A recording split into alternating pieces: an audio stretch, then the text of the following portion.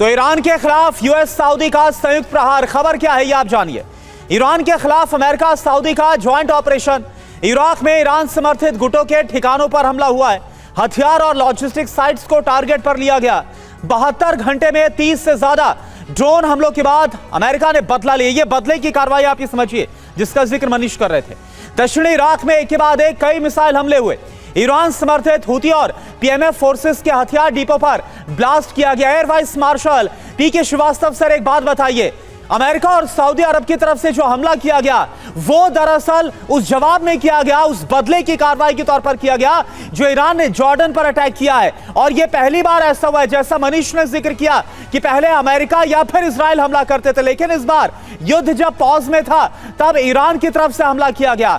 तो क्या एक तरह से ट्रेलर दिखाया गया कि नेतन्याहू और डोनाल्ड ट्रंप मिलकर कोई भी हिमाकत ना करें? करुणा, आपने बहुत अच्छा क्वेश्चन रेज किया है और सबसे पहले मैं अपने लर्नेड को पैनलिस्ट को गुड मॉर्निंग कहना चाहूँगा, बिकॉज अभी मैं अमेरिका में हूँ जी। आप जो कह रहे हैं, जो इनकी विजिट हुई है नेतन्याहू की और ट्रंप से वॉर शुरू होने के बाद ये पहली बार अब मिल रहे हैं ट्रंप से फेस टू फेस, तो ये नैरेटिव लाना चाहते थे कि ईरान अब ऑलमोस्ट ख़त्म हो चुका है, उसकी सेकेंड स्ट्राइक कैपेबिलिटी नहीं है, हम उस पर अगर आप ज़बरदस्त एक हमला करते हैं जिसकी बात प्रेसिडेंट ट्रंप कहते रहे हैं तो ईरान एक तरीके से फुली सरेंडर कर देगा। तो इस मैसेज को वो काउंटर नैरेटिव क्रिएट करने के लिए ईरान ने ये मोमेंट चूज किया कि मेरे पास अभी भी बैलिस्टिक्स मिसाइल हैं और मैं सेकंड स्ट्राइक कैपेबिलिटी रखता हूँ। आपको इसको एक बात से और जोड़ के देखना पड़ेगा। पेंटागन की साइट में जो इन्होंने इंजरीज की लिस्ट बताई है और जो अपने सोल्जर्स की कैजुअलिटीज की लिस्ट बताई है, वो एपिक फ्यूरी के अंडर लिस्ट नहीं की है, उसके ऊपर काफी विवाद है यहाँ पर।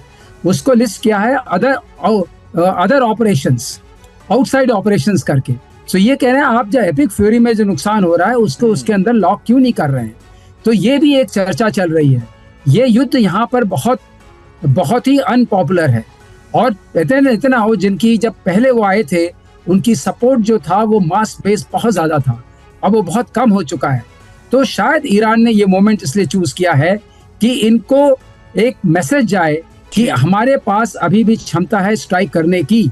और जैसा कि मनीष ने कहा कि बहुत करीब, इजराइल के बहुत करीब तक हम जा सकते हैं, हमें थोड़ा सा और टारगेटिंग दूर करनी, रेंज बढ़ानी पड़ेगी जो कि है उन मिसाइल्स में, और हम आपको इजराइल तक पहुंच सकते हैं।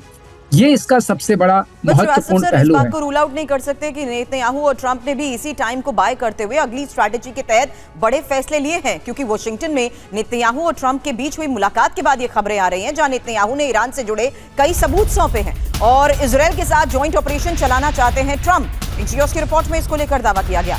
दोनों नेताओं के बीच ज्वाइंट ऑपरेशन पर बात हुई है।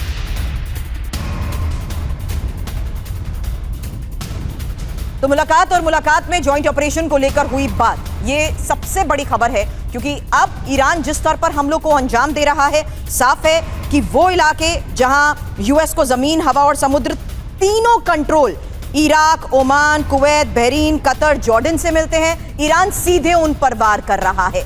लेकिन अब इस मुलाकात के बाद ईरान पर वार की कैसी है तैयारी, ये एक और बड़ा सवाल, क्योंकि अब खबर है कि दोनों नेताओं के बीच ज्वाइंट ऑपरेशन पर बात हुई है। और इस बीच एक और बड़ी खबर, डोनाल्ड ट्रंप से मुलाकात के बाद बेंजामिन नेतन्याहू का बयान भी आ गया। स्टेटमेंट क्या है? ईरान को परमाणु हथियार नहीं बनाने देंगे हर हाल में। अमेरिका इजराइल का लक्ष्य एक ही है। ईरान मुद्दे पर ट्रंप से बात हुई है, तो आप ये समझिए कि नेतन्याहू के अंदर वो डर, वो भय पूरी तरह से कायम है कि कहीं ईरान न्यूक्लियर हथियार ना बना ले।